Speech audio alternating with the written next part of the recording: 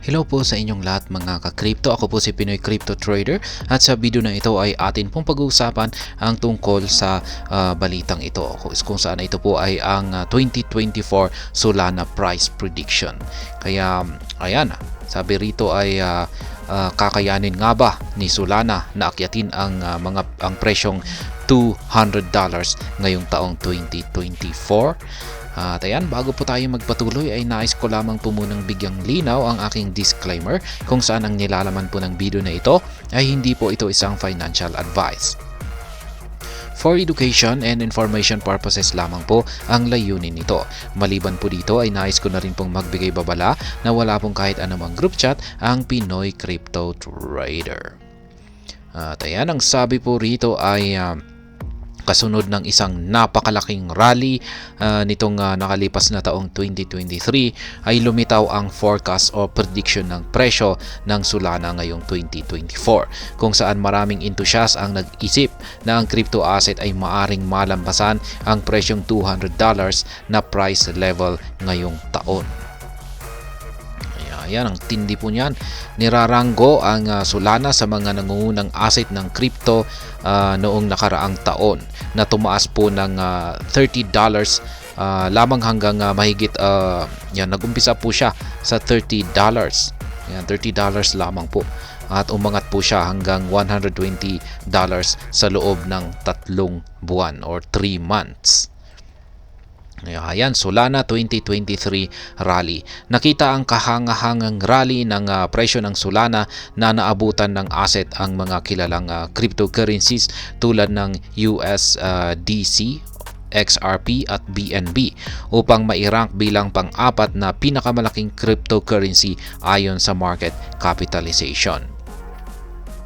Di nagtagal pagkatapos tumalon sa $124 noong December 25, bumagsak ang Solana sa ibaba ng $120 na marka. Halos napakabilis po yung pangyayari na ito, na nakitang bumaba ito sa ikalimang posisyon sa pandaigdigang ranko ng crypto or global crypto ranking.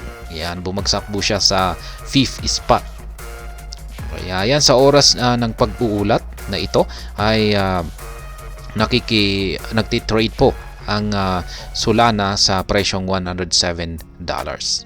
Kaya bumaba po siya ng 5.8% nitong nakalipas na 24 oras. Kaya ayan, can Solana revisit the $200 price level? Kakayanin nga ba talaga ni Solana na akyatin ang presyong $200? Kaya sa kabila ng pagbaba ng presyo, inaakala ng enthusiast na sa Solana na maaring malampasan ng Solana ang $200 na price level bago matapos ang taong 2024. Alalahanin na ang Solana ay tumaas sa all-time high or ATH na $259.96 nitong nakalipas na November 6, 2021. Dahil sa nakamit nito ang tagumpay na ito, nawala ang karamihan sa mga natamo nito sa Solana sa mga sumunod na buwan. Bumagsak pa ito sa ibaba ng $10 sa isang taon pagkatapos ng mapangwasak na pagbagsak ng FTX Crypto Exchange. Kaya yan, ganyan po katindi yung pagbagsak nitong si Solana. Biruin mo naman yung kanyang all-time high ay nitong November 6, 2021 ay umabot po siya sa $259.96, tapos bumagsak po siya ng hanggang $10 at mas mababa pa. Yan, mas mababa pa sa $10. Ayan, para sa konteksto, ang huling beses na nakipag-trade ang Solana ng humigit kumulang $200 ay noong December 2021. Gayunpaman, naniniwala ang ilang kalahok sa market na maaaring muling bisitahin ng crypto asset ang level na $200 sa taong ito. Kaya yan, yung muling umakyat po ang market price ni Solana sa presyong $200 ay nitong nakalipas na December taong 2021. At ngayon ay marami pong mga market analysts ang naniniwala na sa taong ito 2024 ay may kakayang muling bisitahin ni Solana ang presyong $200 na ito. Yan, kapansin-pansin, kinakailangan ng Solana na magtaas ng 86.91% mula sa kasalukuyang presyo na $107 bago ito umabot sa $200. Bilang karagdagan, ang digital asset ay kailangang tumaas ng 142% para muling bisitahin ang dati nitong all-time high or ATH. Kaya yan, para mahit daw po ni Solana ang presyong $200 ay kailangan po niyang umangat ng 86.91%. Para naman magawa nitong akyatin ang kanyang previous all-time high ay kailangan po niyang tumaas ng 142%. Kaya yan, potential catalyst for Solana, for Sol, $200 price surge. Yan, inaasahan ng enthusiast sa Solana ang tatlong pangunahing salik na gaganap na mahalagang papel sa rally ng Solana sa $200.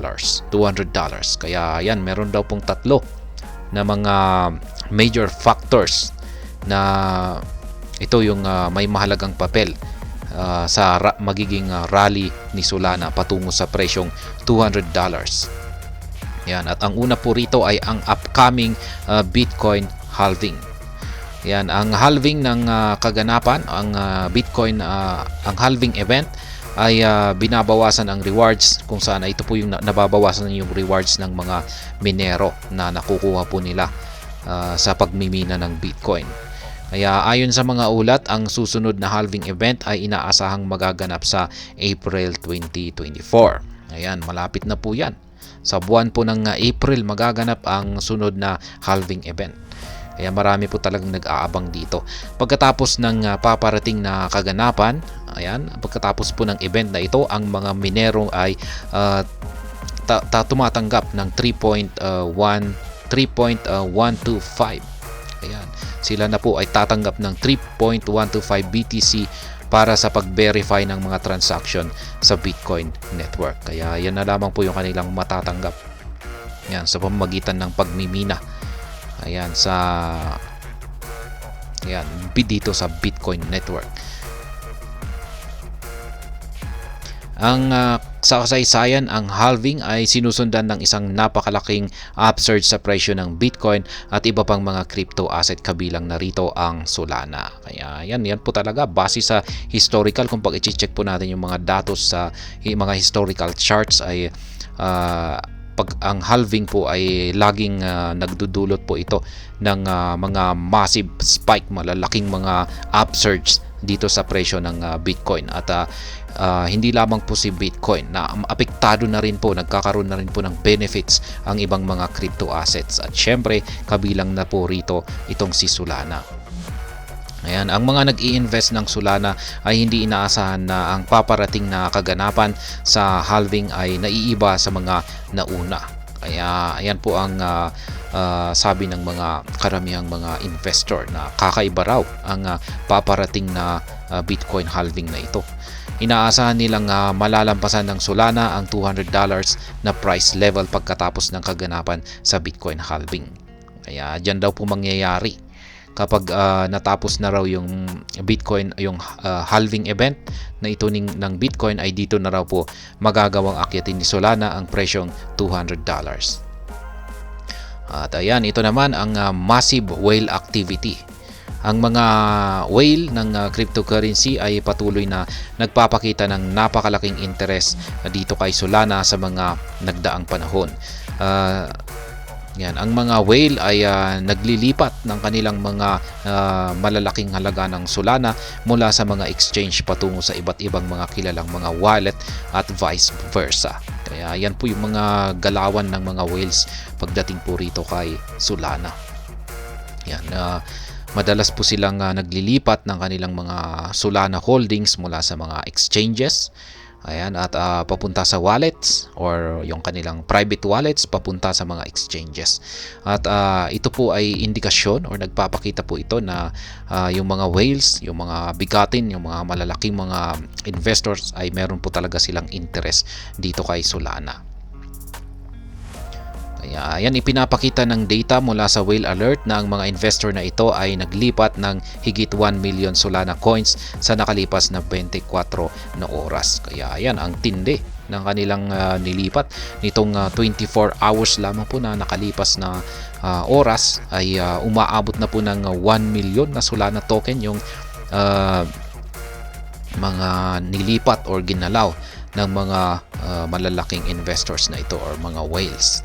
Yan, mas maaga ngayon isang hindi kilalang balyena ang naglipat ng kanyang 600,502 Solana tokens na nagkakalaga ng $65.2 million sa isang hindi kilalang wallet. Kaya yan ang tindi. Ngayon lang lamang po yan ay may isang bago na namang balyena or isang whale na nag-transfer ng kanyang 600,502 na Solana token at yan po ay nagkakalaga ng $65.2 million. Ito po ay kanyang inilipat or kanyang inilagay sa isang unknown na wallet. At yan, ang pangatlong factor ay ang Solana's booming DeFi factor. Yan, inaasahan din ng mga kalahok sa market na ang umuusbong na sektor ng decentralized finance ng cryptocurrency ay gaganap ng malaking papel sa pagtulak nito ng higit sa $200 na price level. Kaya yan, ayon po sa mga market participants ay magkakaroon daw po ng malaking impact or magiging malaking tulong ang lumalagong DeFi sector ng Solana para makamit ni Solana ang presyong $200. At ayan, ang kabuuang TVL or Total Value Lock sa lahat ng Solana DeFi projects ay nakapagtala ng makabuluhang paglago sa mga nitong nakaraang linggo. Ang TVL ni Solana na bumagsak sa humigit kumulang $1 billion noong December 18 ay kasalukuyang nasa $1.47 billion ayon sa data ng DeFi Lima. Kaya yan, lumago po ang TVL ni Solana. Bumagsak po siya ng 1 billion nitong nakalipas na taong December 18. Pero nakabawi po siya ngayon at naging $1.47 billion na po ito ngayon. At yan po ay base po sa inilabas na datos ng DeFi Lima. At ayan, hanggang dito na lamang po tayo sa video na ito. Sana po ay inyong nagustuhan ang aking paliwanag dito. Kung inyo po itong nagustuhan ay pakiclick lamang po ang like button nito. Para naman po sa mga bago lamang dito, kayo po ay aking inaanyayahan para mag-subscribe. Pakiclick na rin po ang bell icon nito dahil ito po ang siyang magsisilbing notification nito sa mga bago kong videos na akin pong ina-upload sa aking YouTube channel na ito. Marami pong salamat sa panonood. Ingat po tayo lagi at God bless po sa ating lahat.